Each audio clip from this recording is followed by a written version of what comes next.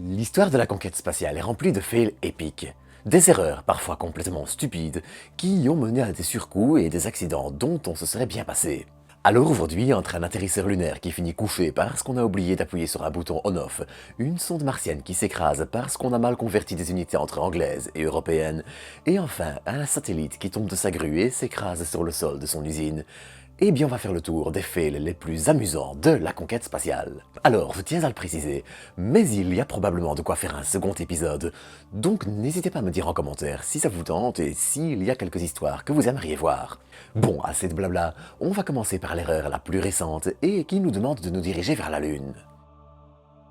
Le 15 février 2024, une fusée Falcon 9 décolle avec à son bord le premier exemplaire de Nova C baptisé Odysseus, un atterrisseur commercial développé par Intuitive Machines. Son petit boulot est en effet de transporter des charges utiles, donc à caractère scientifique pour la NASA et d'autres institutions, et de les faire se poser sur la Lune. Il vise ainsi la région du cratère Malapart A, un cratère situé à seulement 300 km du pôle sud lunaire. Et c'est important pour la suite, mais le pôle sud lunaire est un terrain particulièrement accidenté. En fait, la Lune tourne sur elle-même à la même vitesse qu'elle tourne autour de la Terre. Elle lui présente donc toujours la même face et la face cachée, n'étant pas protégée par la Terre, reçoit un peu plus d'impact. Bon, dans les faits, c'est elle qui protège la Terre, mais bon, on ne va pas rentrer dans les détails aujourd'hui. Il en va ainsi de même pour les pôles qui sont à la limite entre les deux hémisphères et reçoivent eux aussi plus d'impact, rendant le terrain plus accidenté. Mais revenons à notre petit véhicule robotisé de 2 tonnes qui chemine vers la Lune et ne se doute pas de ce qui l'attend. Le 21, en début de journée, Odysseus arrive ainsi en orbite lunaire et les préparatifs de l'atterrissage démarrent alors. Mais il y a un problème. L'engin est sur une orbite plus elliptique que prévu et les équipes veulent alors mesurer l'altitude du véhicule plus précisément. Pour ça, ils vont utiliser un altimètre laser qui est censé être utilisé pour l'atterrissage. En envoyant un faisceau laser vers le sol lunaire, qui le réfléchit alors vers l'atterrisseur, et en mesurant le temps écoulé entre l'émission d'un signal et sa réception, on peut facilement connaître l'altitude. Et ce qu'il faut savoir, c'est que c'est un laser particulièrement puissant qui fait ce travail. Sur Terre, il était donc éteint avec un interrupteur physique qui doit être activé avant le lancement, une fois que les équipes ont fini de travailler sur l'atterrisseur, et que plus personne ne risque de se brûler les yeux. Sauf que alors que les équipes d'Intuitive Machines veulent s'en servir, il apparaît que cette étape a été oubliée et que l'atterrisseur ne peut tout simplement pas mesurer son altitude. Et vous vous en doutez, se poser sur la Lune sans connaître son altitude, ce n'est pas la meilleure solution. Heureusement, en 1 heure et demie, les équipes réussissent à implémenter une solution. Un lidar expérimental transporté pour la NASA qui va devoir passer de solution expérimentale à principale. Le problème, c'est que l'ordinateur de bord reçoit énormément plus de données du lidar que de l'altimètre laser. Or, cet ordinateur a des limites et ça crée une latence. Cette latence, elle va engendrer une erreur dans la mesure de la vitesse verticale et horizontale, et se posant sur un terrain trop incliné, un seul des pieds entrera trop violemment en contact avec le sol, il en a 6, le pied se cassera et l'atterrisseur finira couché. Si au final il opérera 4 jours sur les 9 à 10 espérés, sa mauvaise orientation l'empêchera de communiquer et s'approvisionner en énergie efficacement, limitant hélas les résultats des charges scientifiques à bord. Les communications sont en effet très faibles, les débits de données très limités, et ça nuit à la première mission. Alors bien sûr, ici, ce n'est pas un échec spectaculaire. Les équipes d'Intuitive Machines ont réussi à trouver une solution en un temps record, solution qui a permis d'éviter le pire, qui aurait été de rester coincé en orbite lunaire, sans tenter de se poser. Et avec un appareil à 118 millions de dollars sans les charges utiles, eh bien, c'est déjà mieux que rien. Malheureusement, parfois, certains problèmes passent inaperçus et deviennent apparents trop tard. Alors, cette histoire-là, certains la connaissent déjà, mais elle est suffisamment ubuesque, et oui, j'ai bien utilisé ce mot, pour mériter sa place dans cet épisode. En décembre 1998, la NASA voit en effet sa sonde Mars Climate Orbiter décoller. Et malgré sa petite taille de seulement 600 kg et le fait qu'elle soit une mission à petit budget, seulement 200 millions de dollars, les attentes sont assez importantes. Mars Climate Orbiter doit en effet, vous l'aurez deviné dans le nom, étudier le climat martien. La répartition des glaces, la formation des tempêtes, les courants atmosphériques et autres sont en effet au menu, et l'enthousiasme est de mise. Mais tout ne va pas se passer comme prévu. La sonde est lancée, ses panneaux solaires sont déployés, et le début de la mission semble routinier. 4 corrections de trajectoire sont prévues, et il faut savoir qu'elles sont importantes. Mars Climate Orbiter va en effet réaliser une manœuvre assez délicate.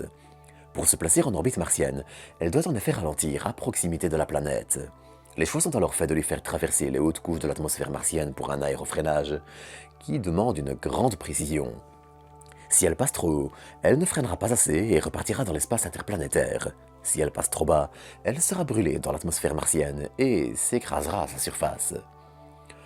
Ainsi, entre le 21 décembre 1998 et le 25 juillet 1999, 3 manœuvres sont effectuées et les équipes se rendent compte d'un léger décalage dans sa position par rapport à ce qui était attendu. Mais elles ont autre chose à faire. Un mauvais fonctionnement de l'articulation d'un panneau solaire fera passer la sonde en mode survie et pendant 6 semaines, les équipes travaillent pour régler le problème. Et c'est un point délicat. Avant de rentrer dans l'atmosphère, la sonde doit en effet replier ses panneaux solaires et si le problème survient à cette étape, la perte de la sonde est assurée. Finalement, le 15 septembre 1999, une 4e correction est effectuée. À ce moment, il apparaît que la sonde frôlera Mars à 173 km contre les 210 attendus, mais cette erreur est considérée comme négligeable. On reste dans les marges de tolérance dans ce pourquoi la sonde a été conçue, et une possible 5e manœuvre 5 jours plus tard, le 20, est annulée. Finalement, le 21, la sonde démarre son approche de Mars. Et désormais, on sait qu'elle passera à 110 km de la planète rouge, mais ça reste encore dans les marges tolérables. Le moteur est mis à feu pour aider à ralentir, et la sonde passe alors derrière Mars, vue de la Terre, et les communications sont interrompues. Elles doivent alors reprendre environ 20 minutes plus tard, quand la manœuvre est finie et que la sonde est en orbite martienne. Sauf que ce ne sera jamais le cas. Les équipes envisagent alors différentes causes, réglables ou non, mais elles s'aperçoivent rapidement que la sonde est passée à 57 km de la surface. Filant à 6 km par seconde, la limite en termes d'échauffement tournait autour des 98 km, et à partir de 85, ces systèmes ne pouvaient plus contrôler son orientation. Une enquête sera alors ouverte pour comprendre le problème, et l'erreur s'avéra être une erreur de conversion des mesures. Les propulseurs de la sonde envoyaient des données sur la poussée en livres par seconde, et le logiciel de bord les lisait en newtons par seconde. C'est une simple erreur de conversion de mesure qui aura provoqué cet accident, mais qui au final sera assez lourde de conséquences. Couplé à la perte d'autres sondes martiennes et d'autres engins, comme un télescope spatial, ça poussera à revoir les politiques en termes de missions à bas coût, qui désormais ont des budgets plus flexibles quand même, pour permettre d'éviter ce genre d'erreur. Et puis, parfois, c'est au sol que tout part en sucette. Prenez par exemple le satellite météo NOAA-19. Lors de la fin de son assemblage dans les locaux de Lockheed Martin, le satellite devait être placé de vertical à horizontal. Soudain, alors qu'il est incliné de 13 degrés, il tomba et se coucha. La NASA demanda alors une enquête qui mit à jour de sérieuses lacunes chez Lockheed Martin. Alors que l'appareil utilisé pour réorienter le satellite était en stockage, 24 boulons sécurisant son adaptateur auquel était fixé le satellite avaient été enlevés par un ouvrier sans que l'action ne soit documentée.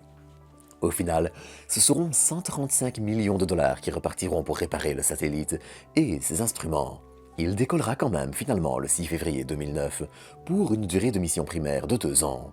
16 ans plus tard, il est aujourd'hui toujours en service à quelques 850 km au-dessus de nos têtes. Et des histoires du genre, il y en a encore plein. Hubble mis up à cause d'un mensonge, un satellite qui se désintègre en faisant la toupie et quelques autres. La conquête spatiale est remplie d'histoires complètement folles qui mènent à des accidents encore plus bizarres. Et ça démontre aussi à quel point, au-delà des apparences, aller dans l'espace est difficile. Très difficile.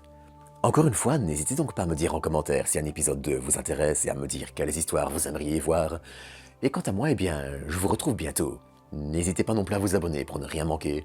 Et d'ici là, eh bien, je vous dis à bientôt pour de nouvelles doses d'espace.